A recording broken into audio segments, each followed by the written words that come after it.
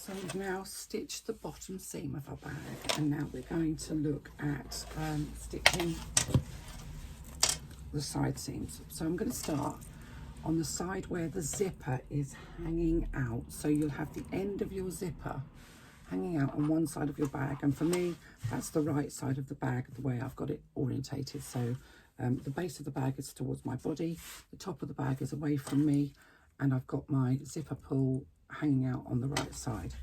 I'm going to match my side panels at the side of my exterior panels. I've got my lining panels hanging out at the top here. They're not actually anywhere near, let's just show you, they're not actually anywhere near what I'm doing.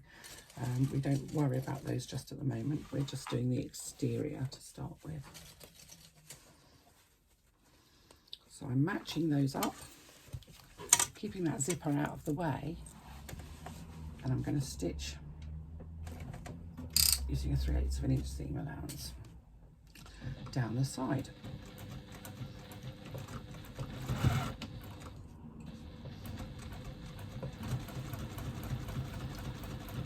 Again, if you're going through foam, take it slowly. If you've never used foam before, if you're using style bill, you should be able to sew through it very easily. It's designed to be stitched. If you're a new bag maker and not quite onto the style bill, then a headliner is a great alternative for this. If you don't want to use the very thick foam initially. So now we're going to remove the base stitches again. There's a lot of this goes on.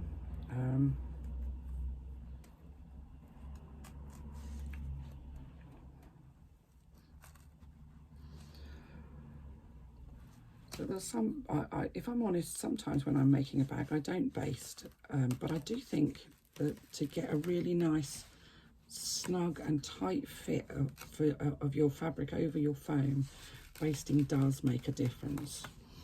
I think it kind of depends on what you're making and your experience level, because I'm inclined to pull things tight as I'm stitching, which if you're not very experienced, you perhaps wouldn't realise you would need to do.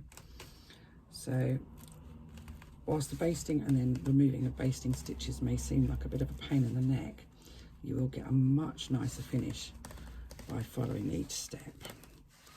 Yes, it's an extra thing to do, and yes, it takes more time. Is it worth it? Yes, it most definitely is. So we're going to trim the foam from the seam allowance in exactly the same way as we have done already. So you're going to be repeating this over and over again, this bit. This removing from seam allowance bit.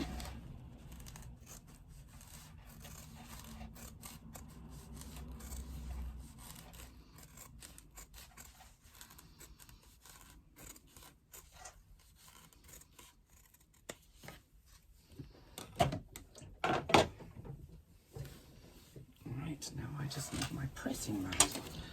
So now, having trimmed away the foam, I haven't made a very good job on that side because I can still see there's quite a bit of foam there. So I'm just going to go back again and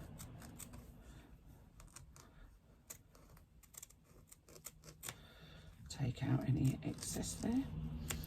And it's important that you try and get rid of all of the foam from the seam allowance. It will help the bag sit nicely once it's completed. So rushing it isn't always a good thing.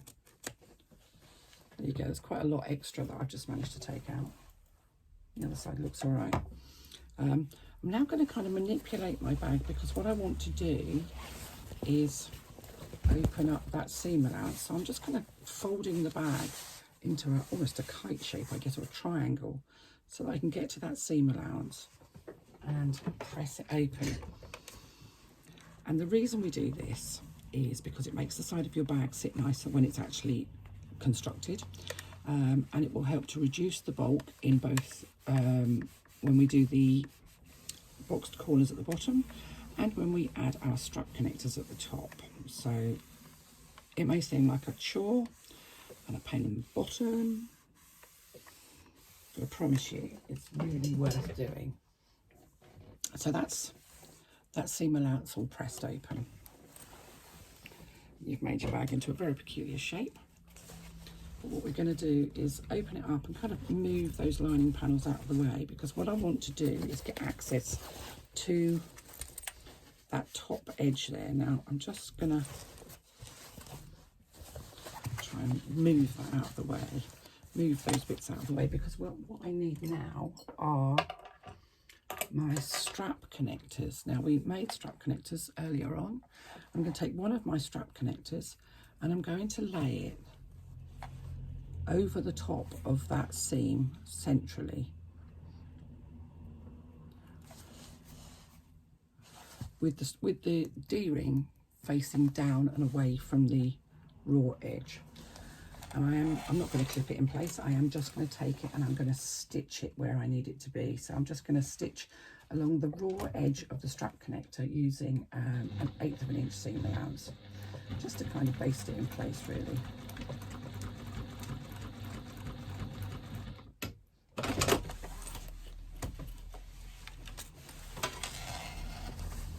So I think you can see that that's now secured in place. I'm just going to get rid of the threads. And what we're going to do is we are going to do exactly the same thing on the other side.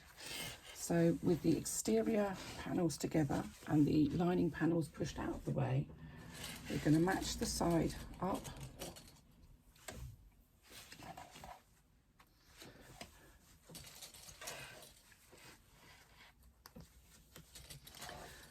And stitch it again. I'll show you this again because it doesn't hurt to look at it. There's something twice.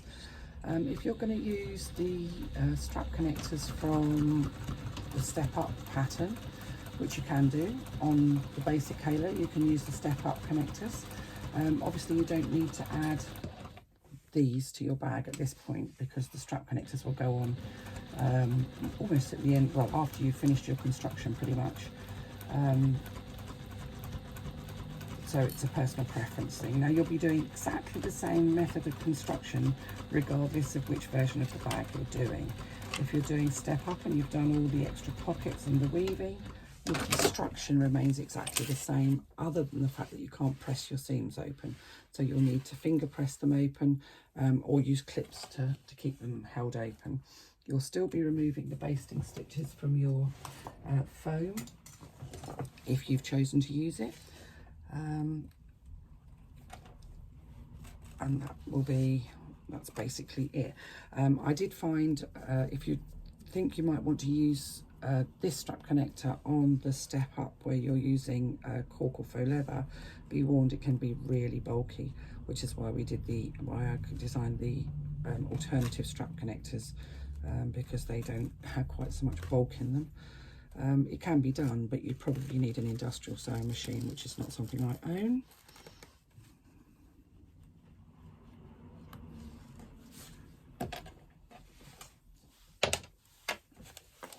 So there we go, we remove the basting stitches, trim out the foam. You can see how we're kind of doing the same thing over again, can't you?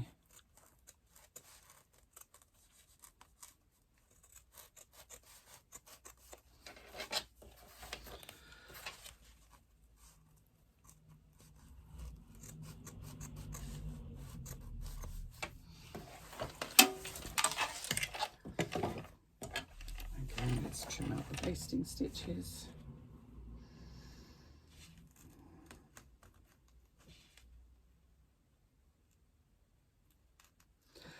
And it's because we're going to remove them that we don't do any back stitching when we do our basting, because that's just more stitching to try and unpick.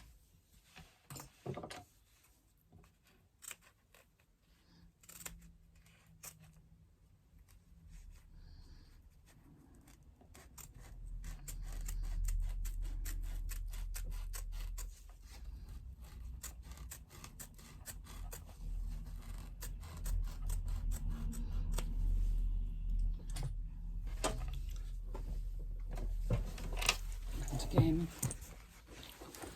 just folding our bag so that we can open up that.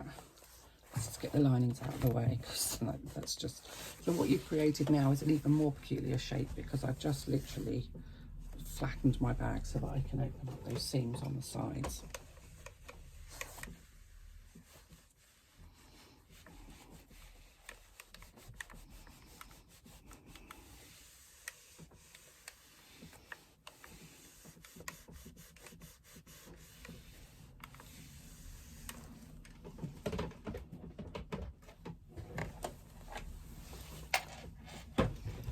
And again, let's just turn the bag over, get to that side where we haven't got our strap connector, and take our second strap connector and just kind of, let's just position it centrally. You should be able to see that it's centrally, because the seam will go down in the middle of the D-ring, so you'll be able to see that it's sat nice and centrally, and just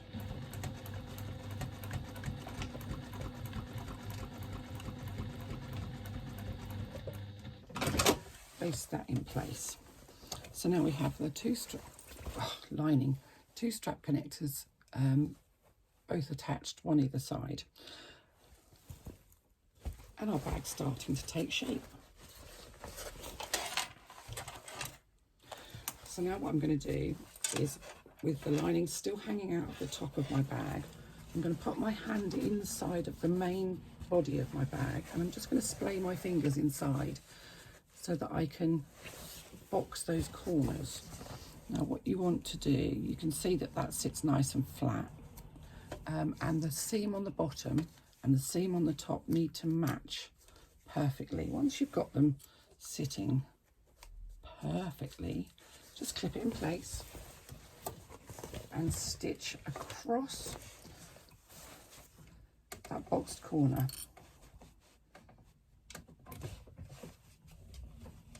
Ensuring that those seam allowances remain open, which will just kind of reduce the bulk in this corner. It's very easy to get really bulky corners, which is a shame because it spoils the look. Now, having done one line of stitching, I like to do a second line of stitching literally just next door, just to give those corners a little bit of extra security.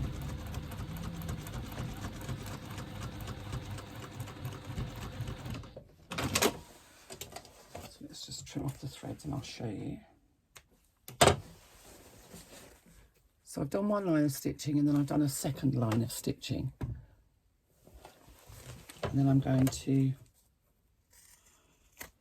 trim off the excess seam allowance, and that's my corner done. I'm going to pop my hand back inside of my bag again, and on the other side I'm going to do exactly the same thing again. I've just kind of splayed my fingers inside of the bag to open up that corner. I'm going to match the seam on the top and the bottom. I'm not going to clip this one, I'm just going to take it to the machine and stitch.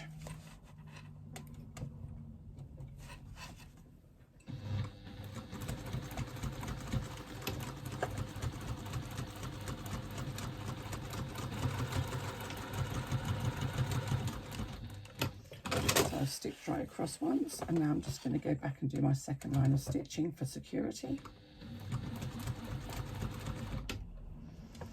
Again, making sure my seam allowances stay open.